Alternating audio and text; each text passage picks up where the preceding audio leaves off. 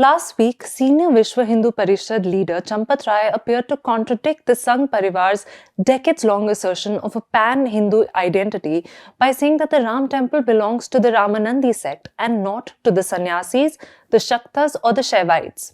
The statement immediately created a political stir. The Shankaracharya of the Northern Peeth, Avimukteshwar Saraswati, retorted by asking for Rai's removal from the temple trust since he himself is not a Ramanandi. Deccan Herald also quoted a Mahant of the Nirmohi Akhada, which is an order that is part of the Ramanandi sect, as saying that the trust was not following the Ramanandi Parampara in the proposed consecration. Meanwhile, the RSS and VHP have sought to downplay Rai's statement and the sudden focus it has brought on the Ramanandi sect. A historian who requested anonymity said that Rai's assertion is curious and would be absolutely unacceptable to most Hindus who are awaiting the consecration ceremony of the Ram temple with gusto. But who are the Ramanandis and what is their connection with the Ram temple? The Ramanandis are said to have maintained the Ram temple for several decades, even when the Babri Masjid stood at the spot until 1992. But beyond this, very little is known about the sect or even its founder, Swami Ramanand. Writing about the sect and its founder in 1978, Richard Burghardt, a German anthropologist, said, and I quote, "The one thing which we do know is that we know very little indeed about Swami Ramanand. Moreover, for a long time, our ignorance has been shared by the Ramanandi ascetics themselves." Unquote. William Pinch, a historian of South Asia, argues that it remains in the realm of possibility that Swami Ramananda was conjured up by monks of the Ramanandi order retrospectively to organize and give Brahmanical respectability to their order. According to most accounts, the Ramanandi sect was founded in the 14th century by Swami Ramanand, but the most basic facts about Ramanand, like when was he born or where he was born or where he died, are shrouded in ambiguity, or they're not known with any degree of certainty. What we do know for sure, however, is that the Ramanandis belong to the Vaishnav sect within Hinduism and that they are worshippers of Ram, who is of course an avatar of Vishnu, and they are worshippers of Sita and Hanuman. Vaishnavbads say that many revered figures such as Tulsidas, Mirabai, Kabir Das, Ravidas, Padmavati are all spiritual descendants of Swami Ramanand. The sect's monasteries are found across the country and they are the largest monastic community in Hinduism. In fact, the Ramanandis till date are known to have the longest procession in the Kumbh Mela.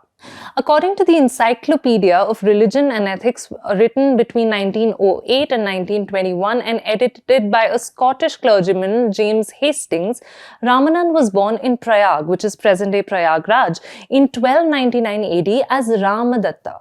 And by the age of 12, he had become a finished Pandita who left for Banaras to study philosophy.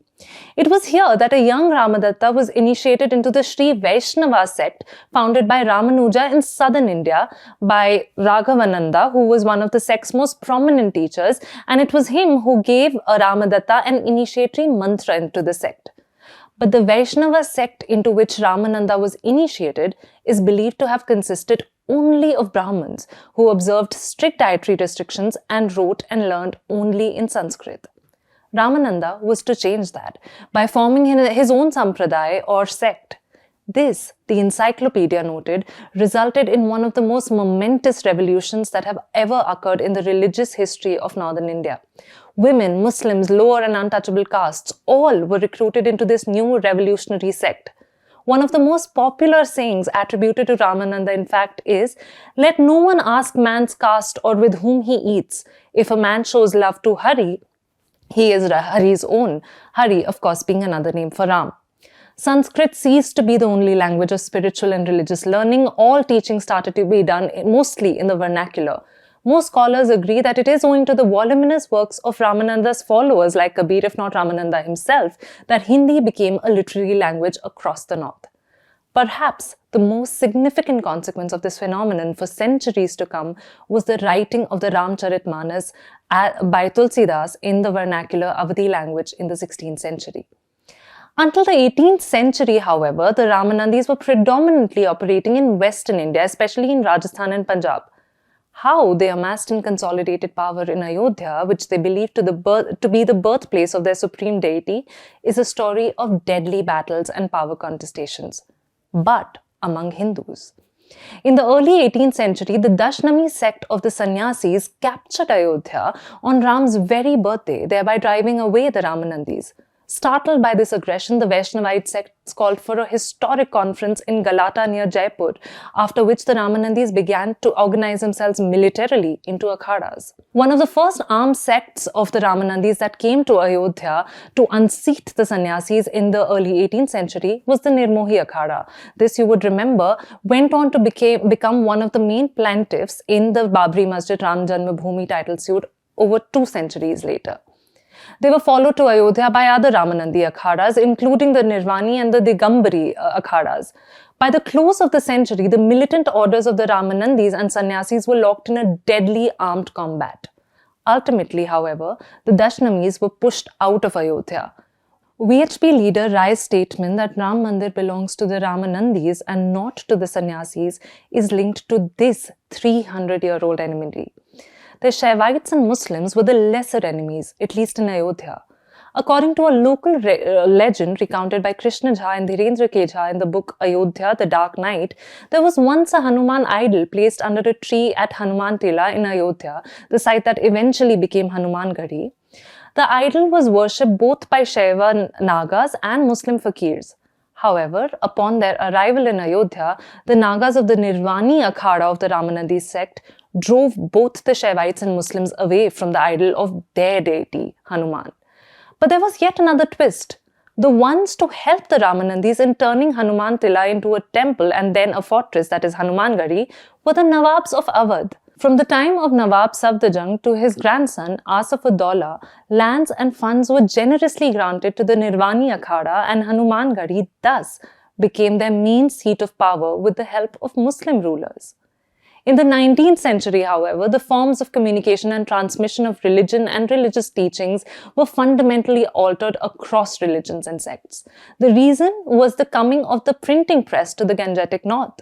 The Ramanandis were not immune to this. The core Ramanandi hagiographical text, that is Bhaktamal, written in 1660, started being reproduced in accessible forms for everyone to read and consume in short printed copies in Hindi. Edition after edition of the Bhaktamal was published. The history of the sect, which had hitherto existed in a state of comfortable ambiguity, even among its staunchest followers, began to be contested with a new zeal to settle it. Those within the sect who could narrate the most convincing past would have the greatest power and influence over it. It was in this milieu that the radical Ramanandis emerged. They sought to cut off any link that Ramanand may have had with Ramanuja from the south. Ramananda, they said, had single-handedly founded the order of which they were a part. As other questions began to be quote-unquote settled, a relatively new concern began to creep into the works of the radical Ramanandis. That is, the coming of Islam to India, a major colonial intellectual and historical preoccupation of the time.